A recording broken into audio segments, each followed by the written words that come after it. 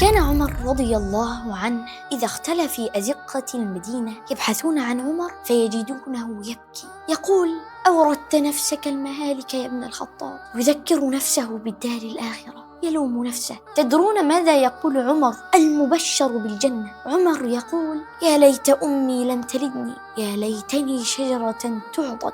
عمر رضي الله عنه يمسك لحيته ويبكي حتى تبتل لحيته، يقول: ما بالك يا ابن الخطاب؟ هل أنت في الجنة أم في النار؟ عندما يقرأ: والطور وكتاب مسطور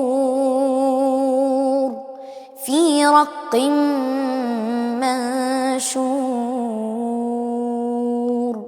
والبيت المعمور والسقف المرفوع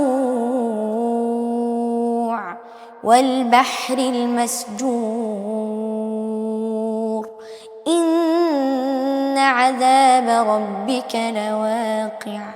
يقول: ويل لك يا عمر يا ابن الخطاب من عذاب ربك الواقع.